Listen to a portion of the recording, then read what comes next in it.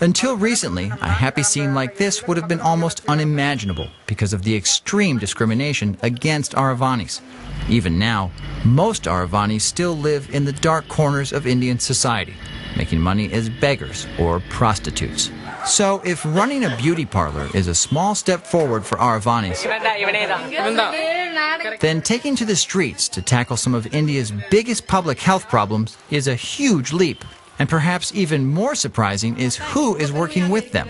One of the richest men in the world, Bill Gates. Melinda and I are very impressed with the Thai program that all of you are part of. We're so thankful for the work that you all do as peer educators for this group. Since 2003, the Bill and Melinda Gates Foundation has pumped more than $250 million into the fight against AIDS in India.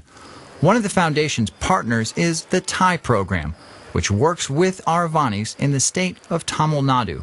Tamil Nadu, at India's southern tip, is ground zero of the country's exploding AIDS crisis. One projection puts India on track for 25 million AIDS cases by 2010. That's by far the highest number in the world. Thai's director is Dr. R. Lakshmi Bai. It was very encouraging for us because Bill Gates selected Tamil Nadu to visit. When the Gates Foundation began funding Thai in 2003, the group was focused on conventional AIDS prevention tactics like handing out condoms and offering free health services. But Dr. Lakshmi Bai says that Gates told her group to think bigger. He said HIV/AIDS program is not just prevention program, something more than that. It should be very comprehensive, and Tamil Nadu is a place where he has learnt it.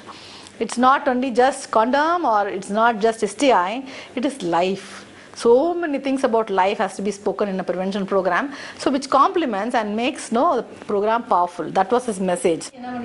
So what started as a basic disease prevention program became something much more ambitious. Stopping AIDS by shattering taboos, transforming victims into advocates, and having the Aravaanis themselves lead the way. But first, the Thai program had to start bringing the Aravaanis out of the shadows, and Mr. Mutu's beauty parlor is one way that's happening.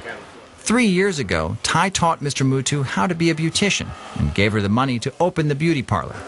Thai also trained Mr. Mutu as a counselor and health educator. That's because in India, just like here in the US and probably everywhere else in the world, no topic of conversation is off limits in the beauty parlor. So when she's going to color her hair, when she's going to massage her face, she can also give messages. Once when you're close to your body, automatically you get the closeness. You can talk anything about, very sensitive things. It can be on life, it can be on sex, it can be on your body. So many delicate things can be done in that session. It reinforces good messages to them. So, double purpose. One is message and one is styling. When my people come here, they feel more at home. If they go someplace else, they can't share their feelings. When they leave, they're happy. Because of that, I'm also happy. I explain to them about HIV/AIDS and help them understand. Understanding the Aravaanis begins with an ancient and gender-bending Hindu myth. Prince Aravan was a hero, destined to die in battle. He was also a virgin whose last wish before dying was one night of marital bliss. The god Krishna answered Aravan's prayers by turning himself into a woman for that one night, sleeping with Aravan before the prince was killed the next day. Aravaanis think of themselves as the living widows of the prince. Believing they are women mistakenly born into a man's body, many Aravaanis, though not all, eventually choose to have their genitals removed in a ritual ceremony that involves no anesthesia. Many Indians believe Aravaanis have special sexual powers. Aravaani prostitutes are sometimes even more sought after than female prostitutes in places like the city of Salem. Salem is a busy and bustling city. It's on the crossroads of southern India. A lot of trucking traffic, a lot of bus traffic. And this bus station here is a major hotspot for prostitution. It's where the Aravaani come to pick up their clients as the sun goes down. But this building, on the other side of town, is a refuge from the ravages of the sex trade. Run by the Thai program, it's a place Aravaanis can come for help and support. It houses classrooms, offices, and a beauty parlor. Just like Mr. Mutu, these beauticians have been trained to steer other Aravaanis toward health services right in the next room, the doctor's office. So, Aravaanis can drop in for a facial and stay for a physical. Some of the Aravaanis I met here are paid employees of Thai, but most are also still working in the sex trade. At first, I was surprised at how comfortable they are talking about it. But what I learned is that Aravanis are comfortable speaking very matter-of-factly about the facts of life. Satya, for example, told me she's an accountant by day and a sex worker by night. She says that even though I'm an accountant, she did sex work as a part-time. Part-time? Yeah. Okay. Okay. That is Murali Priya. He's what's known as a koti, an Aravani who dresses and appears male, but still takes a female role in sex with men. Murali Priya has been a prostitute for most of his life. How old are you? 30. 30. And how long have you been in the sex trade? 18 years. 18 years, since you was 12. Wow. Nashoba says she used to make a living as a beggar and sex worker in Mumbai. But thanks to the Gates-funded Thai program, she's now making a living as part of a dance troupe. I found out about this organization 2 or 3 years ago. To know something like this exists makes me happy. Because of this group, our life is improving. They are here for us and protect us. Through the many programs we do, we are getting a sense of recognition from society. You feel safer now? She feels safe.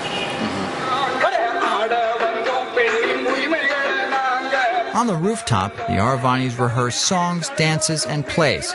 Aravanis have a long history of performance. Invited or not, they'll often show up at weddings or birth celebrations where they dance and sing to bring good luck and fertility.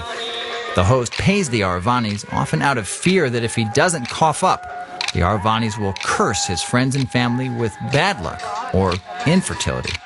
But today, these songs and skits are key to the Aravani's mission to attack some of the toughest problems plaguing rural India. Problems like early marriage, lack of access to education or health care, and most horrifying of all, the problem of female infanticide. Every year, thousands of babies are killed just because they're girls. As biological men who have become women, or at least embraced their inner woman, the Aravanis are especially sensitive to problems facing women and girls. I went along with the Aravanis on an outreach visit to villages near Salem on board a rickety and crowded bus. For me, the ride is terrifying, but everyone else is used to Indian driving habits, so for them, it's just a casual spin in the country. Drivers here don't pay any attention to either lane. They just go back and forth all over the road. Just honking the whole time. Just saying hello, hello. Very cheerful. Just an hour outside the city, we're in a place where it looks like little has changed in hundreds of years. This village is home to about 1,500 people, living mostly in small, scattered huts. Last month, the Aravanis staged a theater performance here, so this is a follow-up visit, an ongoing effort to build trust and gather information. The villages around Salem are notorious for killings of baby girls, who are considered an economic burden. Sheila Vincent is a Thai program manager who accompanies the Aravanis on these village visits. Last month we had a program here. They did outreach and also cultural program related to prevention of female infanticide. So it would be better if they go and follow what are the issues that has been sorted out and is there any developments regarding it. And you were here how long ago? This is a follow-up. Yeah, follow-up. Last month we did it here. Last month? Yeah. Okay. Okay, so you come back frequently to some of these villages? Yes. Okay. Because it's a very important issue, no? And also it's prevailing here. We know that it's prevailing here. The Aravanis, in their high heels and bright saris, paint a sharp contrast to what's really at stake here today, the health and safety of young girls. It's really striking how cheerful everyone is as they go about what is obviously very difficult work, confronting some pretty difficult issues. Not too long ago, if a group of Aravanis had just dropped by a place like this, the villagers would have avoided them or maybe even attacked them. But today, everyone seems to just drop what they're doing, to hear what their colorful guests have to say. In your day, you didn't get an education, so get your daughters educated. Nowadays, we emphasize education for female children. Only if they get educated will they be able to get ahead in life. Because you did not get educated, you have to live like this. If our daughters get educated, then we can live better, right? In this village, girls rarely go to school past the 4th or 5th grade. Watching these exchanges, you can see that the Aravaanis are starting to win people over. They just march right into these isolated villages armed with information, and they try to help people, especially women and children, help them learn how to get access to basic services like tuberculosis treatment or breast cancer screening. And in the process, they are earning respect.